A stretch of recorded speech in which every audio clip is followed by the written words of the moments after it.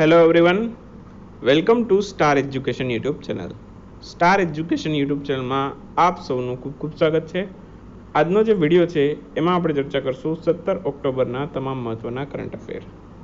Daily માત્ર 10 મિનિટની અંદર દિવસના જે પણ કાંઈ અગત્યના કરંટ અફેર હોય છે જે તમારી પરીક્ષા માટે મહત્ત્વપૂર્ણ હોય છે, તમામ કરંટ અફેર માત્ર ને માત્ર 10 મિનિટની અંદર કવર કરી લઈએ છીએ. તો આ વિડીયો જીપીએસસી અને ગુણ સેવાની તમામ પરીક્ષાઓમાં ઉપયોગી બનશે. ટેલિગ્રામ ચેનલમાં જોડાઈ શકો છો. માત્ર સ્ટાર એજ્યુકેશન લખી ટેલિગ્રામમાં સર્ચ કરશો એટલે આ પ્રકારે ટેલિગ્રામ ચેનલ મળી જશે. બાકી વોટ્સએપ ગ્રુપમાં જોડાવવું હોય તો 5 નવા વોટ્સએપ ગ્રુપની લિંક ડિસ્ક્રિપ્શનમાં છે. કોઈ પણ એક વોટ્સએપ ગ્રુપમાં જોડાઈ શકો છો. આ સિવાય જે સ્ટાર એજ્યુકેશનની ઈ મેગેઝિન આવે છે એના અંક નંબર 33, 34 અને 35 અવેલેબલ થઈ ચૂકેલા છે. તો ડિસ્ક્રિપ્શનમાં આપેલી ઈ મેગેઝિનની લિંકમાંથી તમે આ તમામ ઈ મેગેઝિન ડાઉનલોડ કરી શકો છો. આ સિવાય 37મો અને 38મો અંક પણ અવેલેબલ થઈ ચૂકેલો છે ઈ મેગેઝિનનો. એને પણ તમે ડિસ્ક્રિપ્શનમાં આપેલી ઈ મેગેઝિનની લિંકમાંથી તમે એક્સેસ કરી શકશો. બરાબર. અને ઓક્ટોબર મહિનાનો જે અંક છે એ અંક નંબર 38 છે, જેમાં થોડીક ઘણી નોબેલ પ્રાઇઝ વિશે પણ આપણે ચર્ચા કરેલી છે. આવનારા અંકમાં સંપૂર્ણ નોબેલ પ્રાઇઝ આપણે ડિટેલમાં કવર કરશું. બરાબર. તો જે અંક નંબર 39 આવશે એમાં આખો નોબેલ પ્રાઇઝ ડિટેલમાં કવર કરેલો હશે.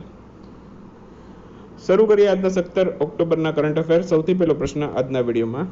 તાજેતરમાં મનોજ કુમાર ભારતી કયા દેશમાં ભારતના ઉચ્ચાયુક્ત તરીકે નિયુક્ત થયા છે? ઉચ્ચાયુક્ત એટલે કે હાઈ કમિશનર. બરાબર. તો મનોજ કુમાર ભારતી બન્યા છે તાજેતરમાં જ ઇન્ડોનેશિયાના નવા રાજદૂત ભારતના નવા રાજદૂત તરીકે ઇન્ડોનેશિયામાં નિયુક્ત થયા છે. તો આન્સર આવશે ઓપ્શન ડી. તો ઇન્ડોનેશિયામાં ભારતના નવા રાજદૂત તરીકે અથવા તો હાઈ કમિશનર તરીકે નિયુક્ત થયા છે મનોજ કુમાર ભારતી. મનોજ કુમાર ભારતી છે એમની વાત કરું તો તેઓ 1988ની બેચના IFS અધિકારી છે. IFS એટલે કે ઇન્ડિયન ફોરેન સર્વિસ. બરાબર. તો આ IFS છે એનું પૂરું નામ છે ઇન્ડિયન ફોરેન સર્વિસ. હાલમાં જ IFS ડેની ઉજવણી ઓક્ટોબર મહિનામાં કરવામાં આવેલી હતી. ક્યારે કરવામાં આવેલી હતી? ફરી એક વખત આન્સર આપી દેજો કોમેન્ટની અંદર. IFS ડે રિવિઝન જેટલું પણ કરશો એટલું તમારા માટે સારું છે. તો IFS ડે એની ઉજવણી ક્યારે થઈ હતી એનો આન્સર કોમેન્ટમાં તમારો આજનો સૌથી પહેલો પ્રશ્ન. આ સિવાય ઇન્ડોનેશિયાની વાત કરું તો ઇન્ડોનેશિયા છે એ સેન્ટ્રલ એશિયાનો એક દેશ છે. ઇન્ડોનેશિયાની રાજધાની જકાર્તા છે અને ચલણ છે એનું રૂપી.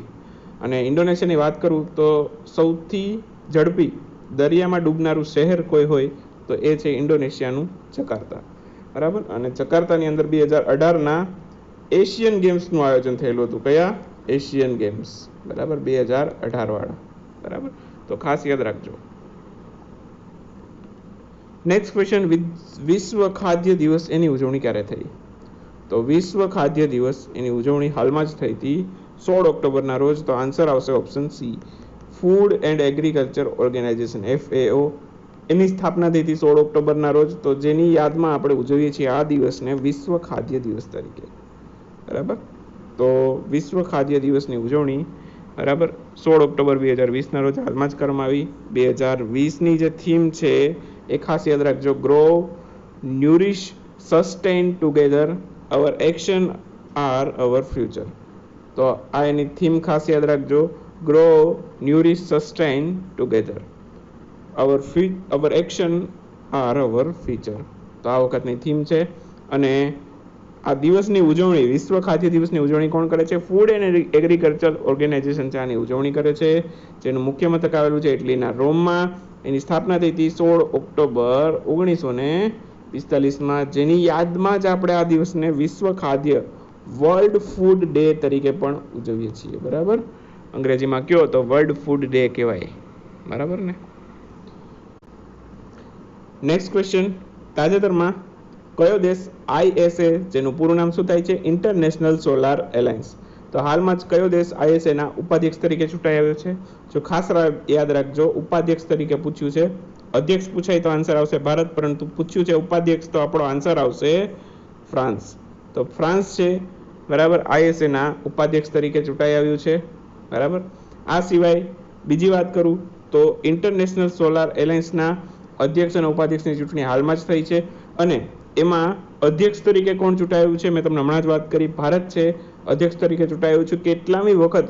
બરાબર. ફરી વખત ચૂંટાયું છે તો બીજી વખત ઇન્ટરનેશનલ સોલાર એલાયન્સના અધ્યક્ષ તરીકે ચૂંટાઈ આવ્યું છે અને કેટલા વર્ષ સુધી છે આઈએસએ એટલે કે ઇન્ટરનેશનલ સોલાર એલાયન્સના અધ્યક્ષ તરીકે ભારત રહેશે? તો આવનારા 2 વર્ષ સુધી છે ભારત ઇન્ટરનેશનલ સોલાર એલાયન્સના અધ્યક્ષ તરીકે રહેશે. ઉપાધ્યક્ષ બન્યું છે ફ્રાન્સ, બરાબર, એટલે ફ્રાન્સ આવનારા 2 વર્ષ સુધી ઉપાધ્યક્ષ રહેશે. ત્યાર પછીની વાત કરું તો ઇન્ટરનેશનલ સોલાર એલાયન્સની વાત આવી છે તો એનું મુખ્ય મથક છે ક્યાં આવેલું છે? હરિયાણાના ગુરુગ્રામમાં, બરાબર. આપણા ભારતની અંદર જ આનું મુખ્ય મથક આવેલું છે અને આની સ્થાપના થઈ હતી 30 નવેમ્બર 2015માં, બરાબર. તો એટલી બાબતો આપણે આમાંથી યાદ રાખશું. પરીક્ષાની દ્રષ્ટિએ તમામ પોઈન્ટ મહત્વના છે. શોભા નાયડુ, હાલમાં જેમનું નિધન થયું છે તેઓ કોણ હતા? શોભા નાયડુ છે એક પ્રસિદ્ધ નૃત્યાંગના હતા. તો આન્સર આવશે ઓપ્શન ડી. તો તાજેતરમાં જ પ્રસિદ્ધ નૃત્યકાર છે શોભા નાયડુ, એમનું ઓક્ટોબર 2020 દરમિયાન છે નિધન થયું છે અને તેઓ કયા નૃત્ય સાથે સંકળાયેલા છે? તો કુચીપુડી નૃત્ય સાથે સંકળાયેલા છે, બરાબર. અને કુચીપુડી નૃત્ય કયા રાજ્યનું છે એવું પણ પ્રશ્ન ઘણી વખત પરીક્ષામાં આવી ગયો છે. તો કુચીપુડી નૃત્ય છે આંધ્રપ્રદેશનું પ્રસિદ્ધ નૃત્ય છે. અને શોભા નાયડુની વાત કરું તો એમને પદ્મશ્રી પુરસ્કાર મળેલો છે 2001માં અને સંગીત નાટ્ય એકેડમી પુરસ્કાર મળેલો છે 1991માં. તો એમના વિશે એટલી બાબતો છે આપણે યાદ રાખશું. તાજેતરમાં કયા દેશે કોરોના વાયરસની બીજી રસી આપીવા કોરોના શોધી કાઢી છે? તો રસીનું નામ યાદ રાખજો, આપીવા કોરોના બીજી રસી છે જે રશિયાએ શોધી કાઢી છે. તો આન્સર આવશે રશિયા. રશિયાની રાજધાની છે મોસ્કો, ત્યાંના રાષ્ટ્રપતિ છે વ્લાદિમીર પુતિન. તાજેતરમાં કયા રાજ્યની સરકારે સખી નામની એક વન સ્ટોપ સર્વિસ સેન્ટરનું ઉદ્ઘાટન કર્યું છે? તો એક વન સ્ટોપ સર્વિસ સેન્ટર છે જેનું નામ છે સખી, આનું ઉદ્ઘાટન કર્યું છે જમ્મુ કાશ્મીરે. જમ્મુ કાશ્મીર છે ત્યાંના નવા લેફ્ટનન્ટ ગવર્નર કોણ બન્યું છે? મનોજ સિન્હા, બરાબર. અને જમ્મુ કાશ્મીર છે વિધાનસભા ધરાવતો કેન્દ્ર શાસિત પ્રદેશ છે, પરંતુ ત્યાં હજી કેન્દ્ર શાસિત બન્યા બાદ કોઈ પણ વિધાનસભાની ચૂંટણીનું આયોજન થયેલું નથી. તો ત્યાં અત્યારે કોઈ પણ મુખ્યમંત્રી નથી, બરાબર. વિધાનસભા ધરાવતા કેન્દ્ર શાસિત પ્રદેશ કેટલા? 3. એક તો જમ્મુ કાશ્મીર, દિલ્હી અને પુડુચેરી, બરાબર. તો દિલ્હીના અને પુડુચેરીના મુખ્યમંત્રીના નામ તમારે મને કોમેન્ટમાં કહેવાના છે. આજનો બીજો અને ત્રીજો પ્રશ્ન. તાજેતરમાં કયા મંત્રાલયે COVID-19 પર જન આંદોલન અભિયાન શરૂ કર્યું છે? જન આંદોલન અભિયાન શરૂ કર્યું છે આયુષ મંત્રાલયે. આયુષ મંત્રાલયના મંત્રી અને આયુષ મંત્રાલયનું પૂરું નામ, આ બંનેના આન્સર તમારે મને કોમેન્ટમાં આપવાના છે, બરાબર. તો આજનો ચોથો અને પાંચમો પ્રશ્ન. અને જન આંદોલન અભિયાન છે શું એ જાણી લો. તો COVID-19 અત્યારે આપણને ખબર છે ગ્લોબલી આખા વિશ્વમાં ફેલાઈ ગયું છે. તો લોકો છે માસ્ક પહેરવા પ્રત્યે જાગૃત થાય, હાથ ધોવામાં જાગૃતતા ફેલાવે, એ માટેનું આખું એક જન આંદોલન અભિયાન છે જે આયુષ મંત્રાલય શરૂ કરશે, બરાબર. સોશિયલ ડિસ્ટન્સિંગનું પાલન થાય, આ બધી બાબતોમાં જાગૃતતા ફેલાવવા માટે આ પ્રકારનું આખું આંદોલનનું આયોજન કરવામાં આવેલું છે. તાજેતરમાં કયા રાજ્યની સરકારે સુલજ ડ્રિંક ફ્રોમ ટેપ મિશન શરૂ કર્યું છે? ડ્રિંક ફ્રોમ ટેપ મિશન છે જેનું નામ છે સુજલ, બરાબર. તો આ મિશન શરૂ કર્યું છે ઓડિશાની સરકારે. મુખ્યમંત્રી છે ત્યાંના નવીન પટનાયક, રાજ્યપાલ છે ગણેશી લાલ.